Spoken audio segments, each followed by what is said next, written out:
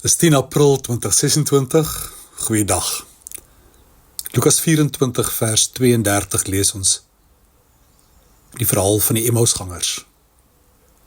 Het ons hart nie warm geword, toe hy op die pad met ons gepraat het nie? Ek wil vandag so ietsie persoonlik met julle deel. My eie pa was vir my van klein tyd af 'n voorbeeld van iemand wat baie naby aan God geleef het. Ek onthou nog baie goed hoe ons saans om die tafel gesit het en dan gehoor het hoe pa met God praat tydens ons huisgodsdiens.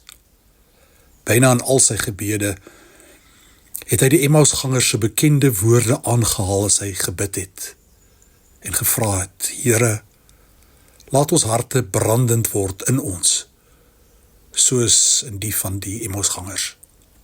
Dit is natuurlik hoe dit beskryf is in die ou vertaling. As kind het ek dan altyd gewonder, maar wat dit nou eintlik beteken? Hoe raak my hart brandend, warm in my? Later jare het ek dit begin verstaan. Dit gebeur soos met die Emmausgangers, as daar 'n ontmoeting met die lewende Jesus plaasvind. Terwyl hulle so ietwat verward en met somber gesigte loop en wonder oor die gebeure van die afgelope week in Jerusalem, daag die opgestane Jesus dan by hulle, by hierdie Emmausgangers op.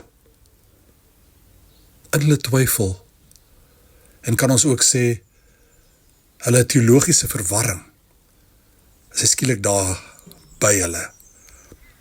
Hy hoor hulle verwarring, en hy hoor hulle vra, en hy begin vir hulle perspektief gee oor dit waaroor hulle juist wonder. Dan deel hy met hulle waarheid.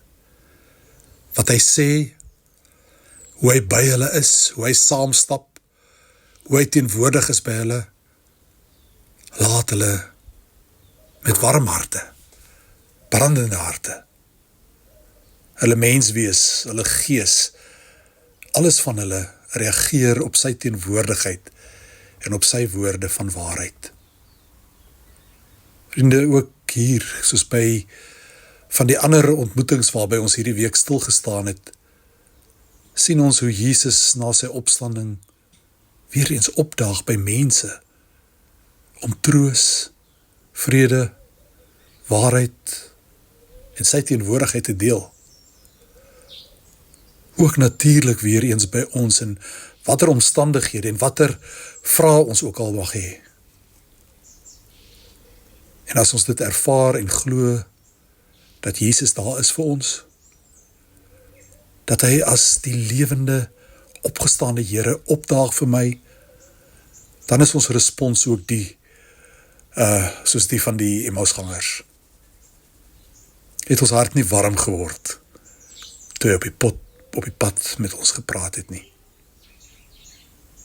Here, dankie dat hy telkens weer vir my opdaag, en my kom ontmoet waar ek ook al is. Daaroor wil ek u my lewe lang dien, met 'n warm hart. Amen.